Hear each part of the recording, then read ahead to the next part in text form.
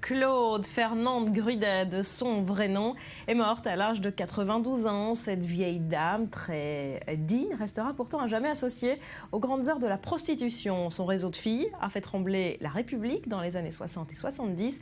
On revient sur son parcours avec Julia Galancia. Elle prétendait avoir rendu le vice joli. Madame Claude, la plus célèbre et la plus chic des proxénètes françaises, s'est éteinte à l'âge de 92 ans. Paris, dans les années 70, Madame Claude fait alors travailler plus de 500 filles et quelques garçons, tous volontaires. Cette standardiste un peu spéciale n'a pas l'habitude de dire non quand on l'appelle. Son petit personnel loue ses services auprès de ministres, des diplomates et des hauts fonctionnaires. La facture est salée, la patronne prélève 25%.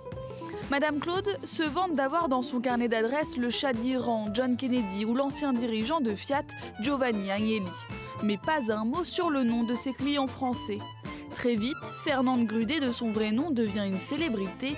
Just Jakin, l'auteur d'Emmanuel, lui consacre un film avec Françoise Fabian en 1970. Alors chérie, on y va ? Seulement voilà, un jour de mai 1974, Valéry Giscard d'Estaing accède au pouvoir. Madame Claude est alors poursuivie par le fisc, elle s'enfuit aux États-Unis, direction Los Angeles.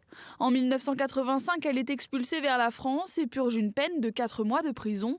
En 1992, elle tente de remonter une affaire de call girls, ce qui lui vaut un retour par la case-prison et condamnation pour proxénétisme. Depuis, Fernande Grudet vivait recluse dans un petit appartement sur la Côte d'Azur. En 1993, Madame Claude décrit son activité de manière très romancée. J'avais essayé, et probablement quelque part réussi, à enlever tout ce qu'il y avait de laid dans cette profession. Et c'est ça qu'il faut bien vous mettre dans la tête. Madame Claude, en 2 décennies, le nom est entré dans le langage commun. Ce patronyme est désormais orphelin et la vieille dame a emporté avec elle tous ses secrets. Madame Claude ira-t-elle au paradis ? Elle s'est éteinte samedi sur les hauteurs de Nice.